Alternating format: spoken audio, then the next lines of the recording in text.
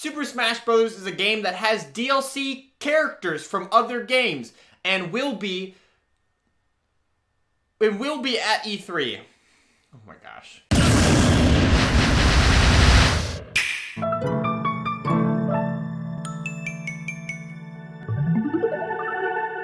Announcing DLC characters or having DLC characters for Smash Bros. Present at E3 is nothing new to the series. Back in a few years, a while, okay, it was actually forever ago. Back in the times of Smash Wii U, they actually had a mini Smash Bros. Direct prior to E3 where they showcased the Tekken Mii Fighters, the Virtua Fighter Mii Fighters, as well as Roy, Ryu, and Lucas as DLC fighters. And I think it's very safe to assume for Super Smash Bros. Ultimate this year, they're going to be having some sort of presence here at E3 2019. Most likely being in a reveal of some new character for the Fighter Pass. The first character we've had so far, of course, as you all know, was Joker back in May.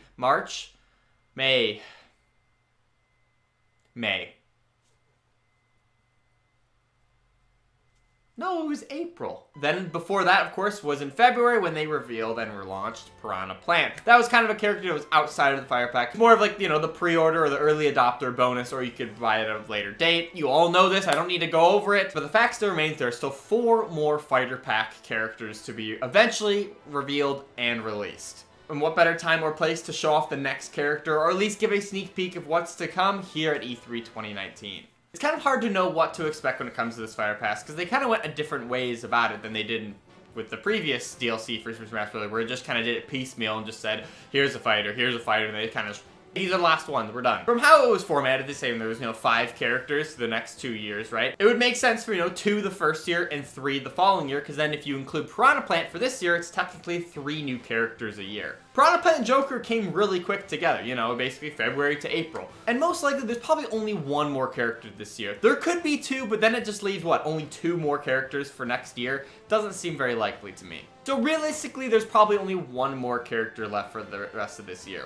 Which kind of sucks if you think about it. And especially if they announce it so early at E3, it's, theoretically going to be coming out within, 3-ish months of the announcement here at E3? Maybe. So most likely a release date for whatever this character might be is going to be maybe early fall, late summer, or maybe, who knows? Who knows what caliber they might be showing off. I mean, for example, when they did show off Joker, they didn't even show off his full model yet. It was literally just the back of his head, and they're like, Joker's coming, dude. Before we get into actually predicting and talking about what character they could be announcing, I think the context of whatever announcement it's going to be one of those, coy little Smash Bros. Things where you don't even know you're talking about Smash Bros. Yet, and then it's Smash Bros. Similar to what they did with Isabelle, where they're kind of just showing off Animal Crossing, and then they said, oh, I'm in Smash, and then it just showed Super Smash Bros. Same goes for, obviously, Joker, where it was just showing some Persona 5 trailer, and people think, oh, maybe it's Persona 5 DLC, maybe it's Persona 5 for the Switch, and all of a sudden he gets the freaking card and people blow their minds. Nintendo loves doing that reveal with Ultimate characters, and I think it's very well safe to assume they'll probably do something similar to whatever character or whatever they plan on announcing here at E3. So think of it this way, the announcement of this character, whatever trailer they're going to show off, let's think of the context of, okay, so what trailers of characters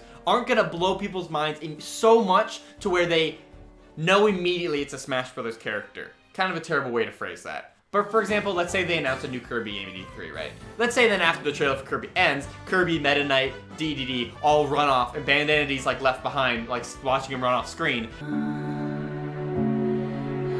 And then you're like, oh my gosh, does that mean? And then, shing, Smash Bros. Again, not saying it's going to be Bandanity, but that could be a possibility. Going more into what else they could announce, they could actually talk about another new mode or something coming with like a 4.0 update. I'm not actually sure what route they're going to go here. It could be really either way. Smash could have a pretty prominent feature here at E3, where they do talk about maybe a quick new mode coming with 4.0 in addition to a new character, maybe even an announcement of more DLC beyond just the Fighter Pass, maybe like Echo character DLC, or, there could be a big Smash presence here. On the other hand, it could be something as simple as just a sneak peek of a character, and that's it. The rest of E3 is focused on, Mario Maker, Animal Crossing, and other Nintendo titles. If I had to pick, I might be leaning towards more that scenario. Smash is not the focus of this year anymore. While yes, it's still a big deal, and yes, the Fighter Pass is still having new characters, and there's still new content coming to the game. E3, I think E3's time is better spent focusing on other games that, are up and coming, rather than the game that's already out and just getting continuous support. So if I had to guess, I think it's more realistic that they're just gonna quickly slide in a newcomer reveal trailer, maybe at the end, or even at the beginning of the direct to then tie into something else later. Or just randomly, I don't know. But I think at the end of the day, it's going to be a big reveal whenever they do talk about it, so I think they're gonna be saving that juicy details. Because it is E3 after all. Think of the context of how they showed off Persona being the first character with Fighter Pass.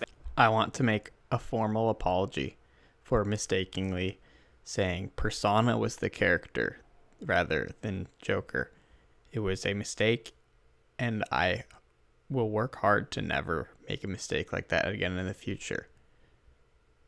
But I probably will, because I'm just a blumbering idiot. They had all eyes at them at the Game Awards. Everyone was watching, everyone was hyped, and no one was even expecting it was actually going to be a Smash Brothers announcement. The point is, it's going to be a little bit trickier to kind of get that surprise factor with an E3 presentation, because everyone knows it's going to be a Nintendo thing, and everyone is going into it being like, there's going to be a character reveal. And without further delay, let's actually talk about what character I could realistically see them announcing. Now, myself, and I'm probably many of you, are of the same opinion that the Fighter Pass probably is going to be more predominantly focused on third-party characters. Even if you look back at Smash Wii U's previous DLC characters, there's a couple of returning veterans, but most of it was, third-party characters. We had Ryu, Cloud, Bayonetta. The only exception to the entire DLC for Smash Wii U was actually Corrin, which, that kind of came out of nowhere, honestly.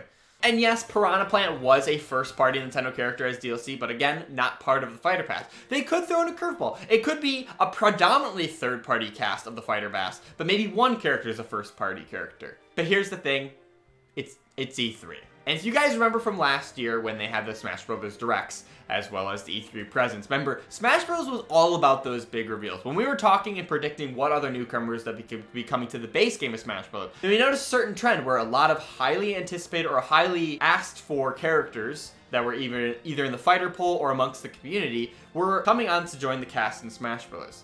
As well as a lot of the characters that didn't make it as full-blown characters, but instead were resorted to Mii fighters, actually got their promotion to a full-blown fighter or an assist trophy, to kind of give that better representation to kind of make those fans happy, right? And we went through it a while back, what characters have already been announced as assist trophies, what characters that were Mii fighters still have a chance to be promoted. There's been a lot of rumors going around about the Fighter Pass, potential leaks, and as well as potential contracts with other third-party characters and stuff like that. There's been rumors and talking about Edric from Dragon Quest, which is a big deal and would be cool, but I don't know if necessarily that's an E3 announcement, just solely because E3 is the event that most American fans are watching, of games in general, right? The point I'm trying to say is maybe E3 wouldn't be the platform where they would be announcing a character like Joker, for example. Well, the Game Awards is maybe a little more international, kind of everyone just watching it because it's the Game Awards. But at the same time, everyone's watching E3. I know I'm probably making no sense, but I don't know. Just work with me here.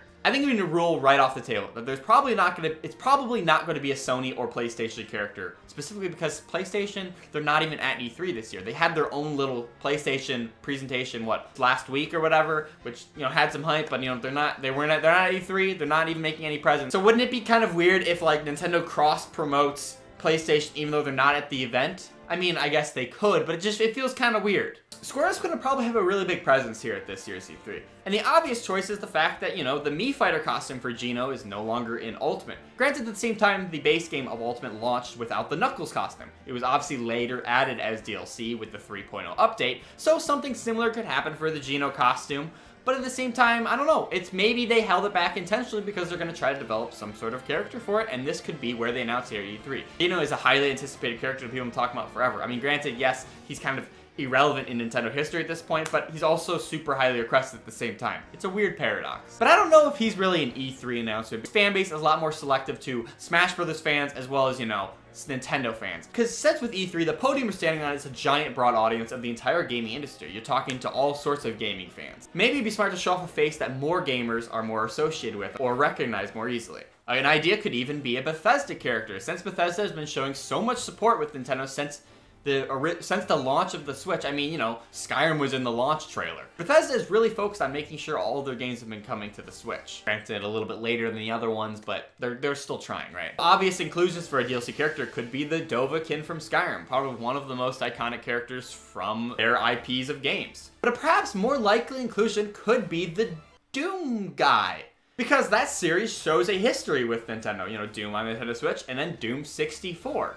I know there's kind of that hurdle to jump over because, you know, Doom is so graphically violent. But fans have done some, like, kind of cartoonifying, kind of make it look like a snake, you know, still kind of, you know, military, whatever, but has that cartoony, cel-shaded look. There's a way they could make it maybe work. But I think the most obvious partnership might be with Microsoft. There's already been a lot of talk about Nintendo and Microsoft partnering up, working together behind scenes. Could be nothing related with Smash Bros., but they work together, you know, the one Survive Together thing where they got Minecraft and Minecraft Bedrock Edition working across both Nintendo Switch on all platforms for that matter. And beyond that, you know, the rumors of the Xbox Gamer Pass actually coming to the Switch, which potentially could be revealed here at this year's E3. What better way to solidify that partnership and working together with announcing a Microsoft character coming over to Smash Bros. As far as Microsoft only characters, the only ones that really make sense to me would be maybe Master Chief.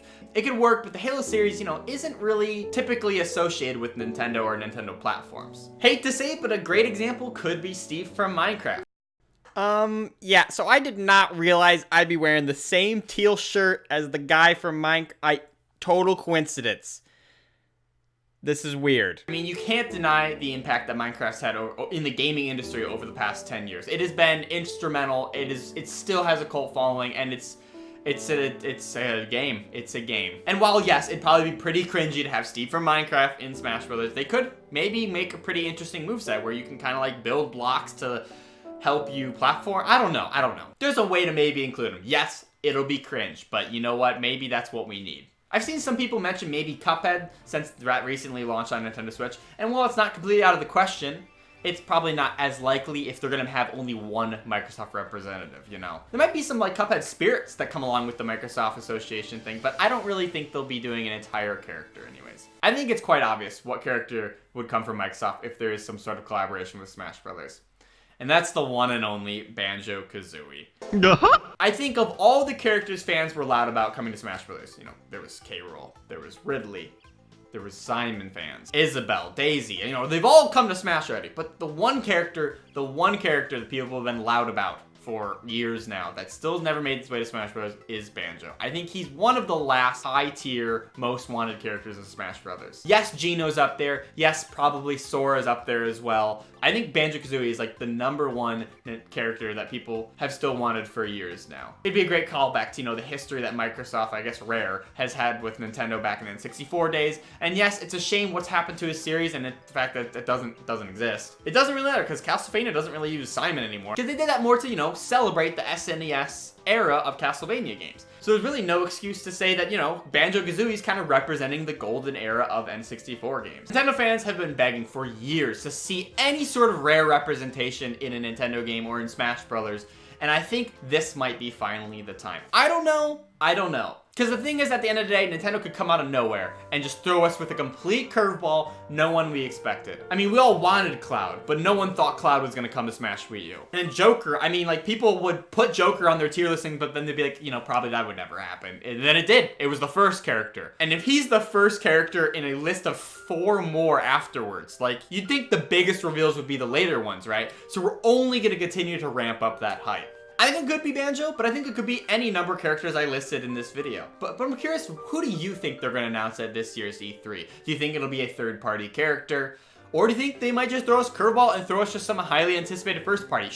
Could it be Waluigi at long last out of nowhere? Let me know in the comments below. Be sure to give this video a big awesome like. If you haven't already, definitely subscribe for tons more on Super Smash Bros. Ultimate and Nintendo E3 coverage. Thanks again, guys, so much for watching, and I'll catch you in the next one. See ya!